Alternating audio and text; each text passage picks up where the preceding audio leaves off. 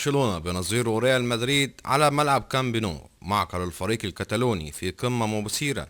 بإياب نصف نهائي مسابقة كأس ملك أسبانيا للموسم الحالي 2022-2023.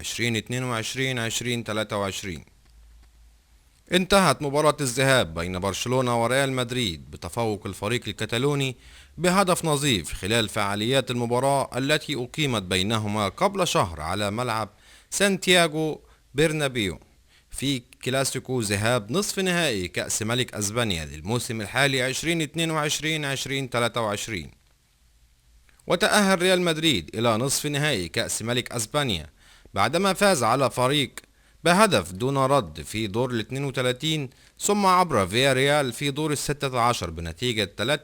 بعد مباراة مثيرة، ثم حقق فوزا صعبا على غريمه أتلتيكو مدريد بنتيجة 3-1 في ربع النهائي بعد لقاء امتد إلى شوطين إضافيين.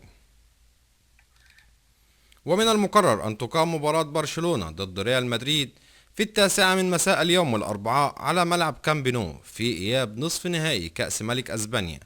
ويذاع اللقاء عبر قناة SSC1 HD الرياضية. بينما وصل برشلونة إلى نصف نهائي كأس ملك أسبانيا بعدما بدأ مشواره أمام فريق انتر سيتي في دور ال 32 وحقق الفوز بنتيجة 4-3 في شوطين إضافيين، وفي ثمن النهائي تخطى أتلتيكو ب5 أهداف نظيفة، ثم فاز على ريال سوسيداد بصعوبة في دور الثمانية بهدف دون رد. وتاريخيا التقى برشلونة ضد ريال مدريد في 36 مباراة سابقة في كأس ملك أسبانيا، فاز ريال مدريد في 12 مباراة وحقق برشلونة الفوز في 16 مباراة وحسم التعادل 8 مواجهات، وسجل ريال مدريد 65 هدف في شباك البارسا، بينما هز نجوم البلونجار شباك الريال في 86 مرة. آخر مواجهة في نصف نهائي كأس ملك أسبانيا لموسم 2018-2019